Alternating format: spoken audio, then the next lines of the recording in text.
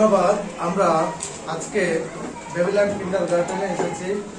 আমরা আজকে আলোচনা করব ম্যাথমেটিক্স ক্লাস তৃতীয় পিরিয়ড।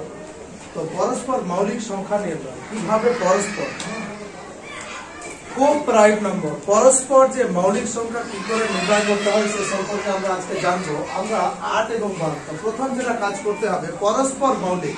মনে হবে যে সংখ্যাটা পরস্পর মৌলিক মানে হলো যে মনে হয় মৌলিক দুটো সংখ্যা না, তারা যৌগিক হতে পারে, হ্যাঁ মৌলিকও হতে পারে, উভয় হতে পারে। তো আমরা দেখবো প্রথম যে কাজটা আমাদেরকে করতে হবে সেটা হচ্ছে একটা পরস্পর মৌলিক জোড় নির্ণয়ের জন্য প্রথম যেটা কাজটা করতে হবে সেটা হচ্ছে উভয়ের মধ্যে লসাগু নির্ণয় করবো। আমরা লসাগু এক ছাড়া অন্য কোনো সংখ্যা হবে না। যদি আলাদা করে নির্ণয় করি তো আরো ভালো।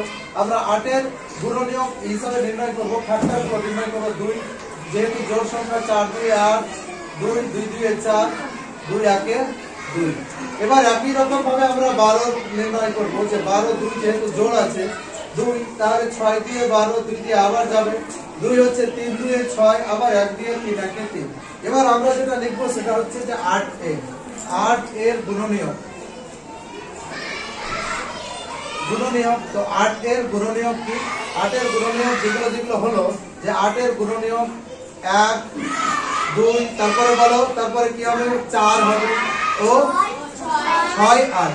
তো 6 কি হবে? 6 হবে না, 8 হবে। 8 6 হবে না।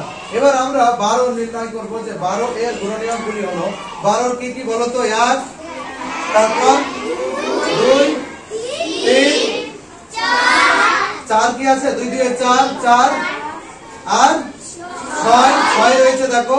আর একটা কি হবে বাবু? 12। এবার আমরা যেটা নির্ণয় করব সেটা হচ্ছে যে 8 ও 12 এর 8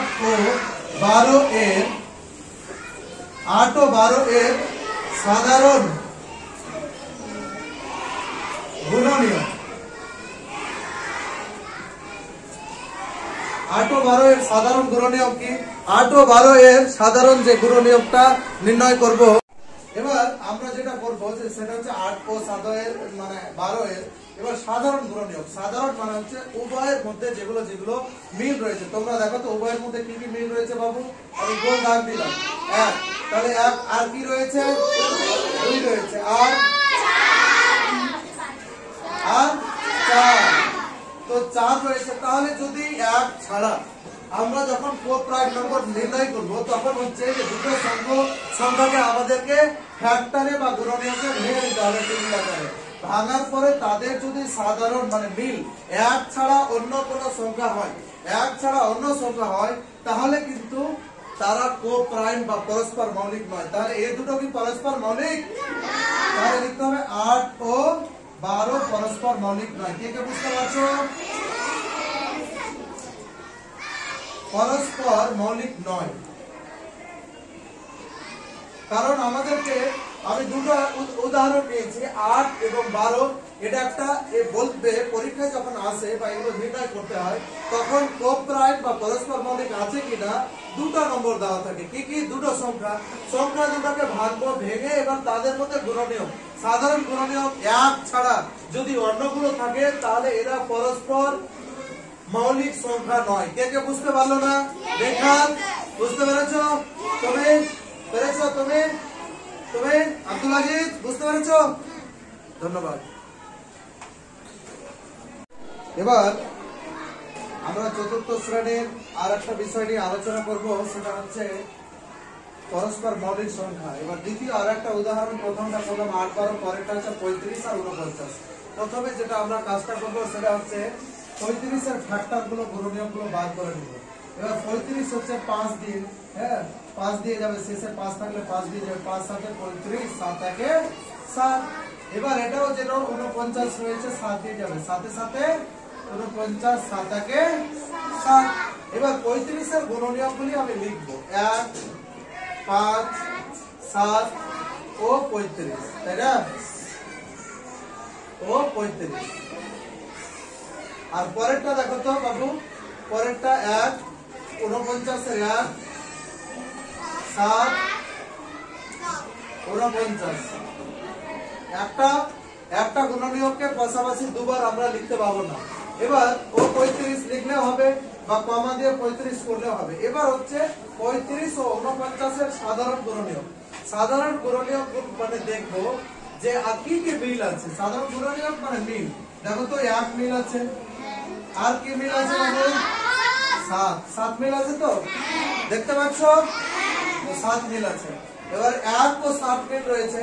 এবার আমরা লিখবো 1 7, আর কোন মিল আছে নেই। তাহলে 1 এবং 7 পরপর যদি দুটো মিল থাকে তাহলে এটা হচ্ছে পরস্পর মৌলিক সংখ্যা নয়। পরস্পর মৌলিক সংখ্যা নয়। আর একটা উদাহরণ দেখবো সবার। 8 কে ভাঙবো, 15 কে ভাঙবো, গুণনীয়কে ভেঙে দেবো। এবার 8 কে ভেঙে দেখি 2 দিয়ে যাবে, যেহেতু জোড় সংখ্যা 4 2 8, 2 দিয়ে আবার যাবে, 2 দিয়ে 4, 1 দিয়ে যাবে, 2 1 কে 2। এবার 15 যদি করি তাহলে যেহেতু শেষে 5 আছে তো 5 দিয়ে যাবে, হ্যাঁ 3 5 এ 3 1 কে 3। এবার 8 এর গুণনীয়ক গুলি হলো 1 2 2 দিয়ে 4, 2 দিয়ে তারপরে এবং 8। এবার পরেরটা দেখো তো 15 এর গুণনীয়ক হলো 1 3 5 আর 15, কারণ ওই সংখ্যা প্রত্যেকটা সংখ্যা নিজেও তার গুণনীয়ক। 15 তো 15 একটা গুণনীয়ক হবে, 8 8ও একটা গুণনীয়ক হবে। এবার 8 ও 15 এর, এবার লিখবো 8 ও 15 এর সাধারণ গুণনীয়ক কি কি আছে দেখো তো বাবু। 1, তারপরে আর কি মিল আছে, আর কোনো মিল নাই। তাহলে এরা হচ্ছে পরস্পর মৌলিক সংখ্যা। কে কে বুঝতে পারলো না? সুতরাং 8 ও 15 পরস্পর মৌলিক সংখ্যা। বুঝতে পেরেছো?